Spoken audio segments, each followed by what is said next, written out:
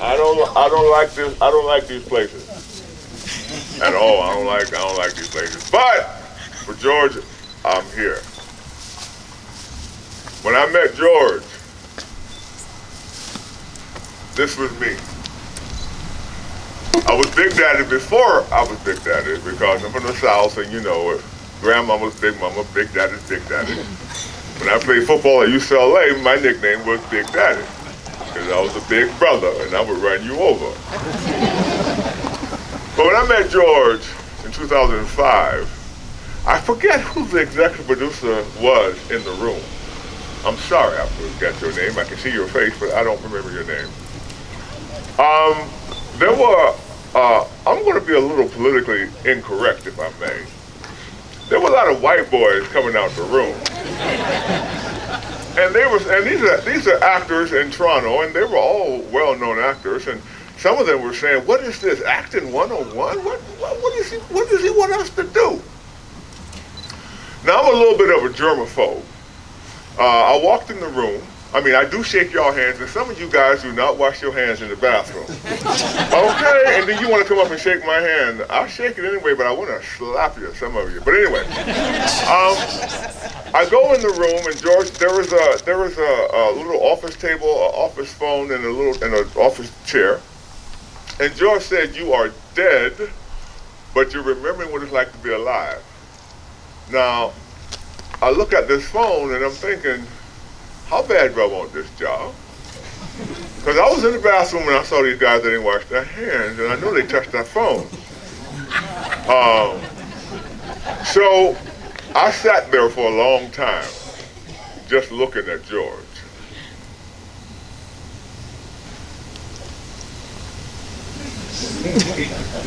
Now in my mind it was 10 minutes, it was probably 30 seconds, and George said very nicely, "Are you okay?" And I nodded my head gently. Because what I was thinking was, okay, I'm going to go all the way back, but, oh man, that phone.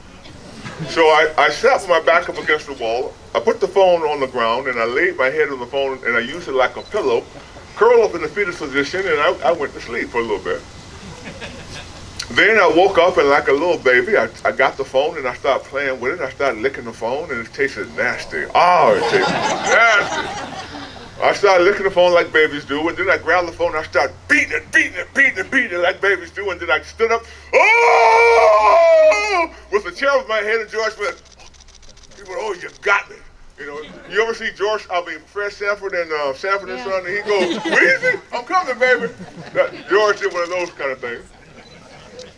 But the reason why I say I kind of look like this is because when I had that audition, I was going through something, and it's amazing. It was hard, you know. I don't know if I'm going to tell you what it was. Okay, you ever get your walking papers? Anybody ever get fired from a job? Yeah, you have, right.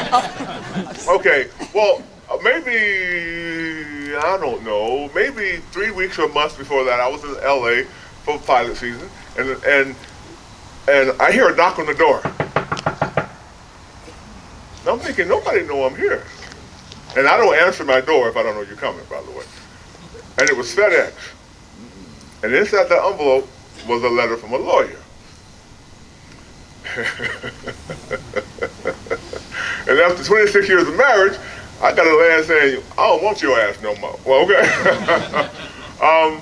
So when I got to the audition, when George said, you are a zombie and you're coming back to life, that's what I was in that chair. I was dead on the inside because I didn't see that coming.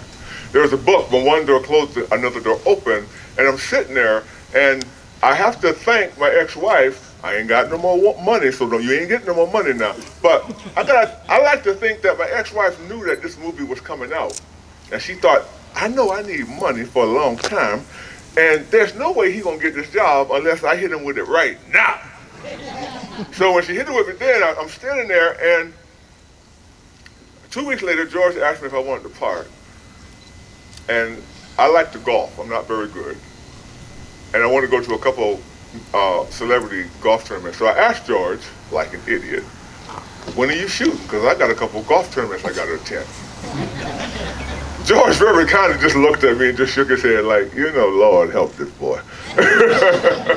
But he told me, and I did the job. And I remember George never really gave me direction so much as he was so generous that he allowed, if you had an interpretation, he allowed you to just try it. And I would try some things, and like a little kid, I thought George to me was like a big brother. And I would look at George, thinking, do you like it? And George had this way of not really telling you no, but you kind of knew that he didn't like it. He kind of like look off. I'm going, okay, he don't like that. But when he did like it, his face would light up, his eyes would light up. And then one day there was this horrendous scene where I was going to a very, very dark place to get the scene right. And George liked it, and they said, we have a technical difficulty, we'll be right back. So I've got my back turned, and I'm getting in the scene, and and I have this Jamaican friend going, man, don't do that, brother, you're marching me up. And after about a half hour, I'm thinking, this is hard, this is hurting too much. When are we going to shoot this dang thing? And I look up, everybody was gone. I was like, well, I thought y'all said y'all going to shoot that thing again. And I wanted to ask George, but it wasn't his place. It was the second AD. Is there any second ADs here? Your job is to let us know when you ain't going to shoot that dang thing no more, so we don't keep doing that work. But George, I love George. I don't drink, but went up to George's room at a convention, and George offered me something to drink. And I just figured I got to drink with the man. So I drank one beer. I'm a silly drunk. I'm a stupid drunk. I should never get drunk. So I drank about 3 beers, and I was laughing. And George, the coolest thing about George for me was he had this sense of, you just like being around him. I loved his presence. And I was always calm around George. But I was also very protective around George. I used to be an executive bodyguard, and I went on tour with people like Joan Baez and Bob Dylan and the Reuben Carter thing. And whenever I saw George, I went into executive bodyguard mode. Very few people really knew it, but I was watching him and I was watching them. And when he and Susie would be out there, I was always kind of hovering a little bit just to make sure he was okay. Because Big Daddy is in here for real. If you mess with George, I would hurt you. So I want to rest in peace, George. I love you. This was very, very hard for me. I did my crying in the car.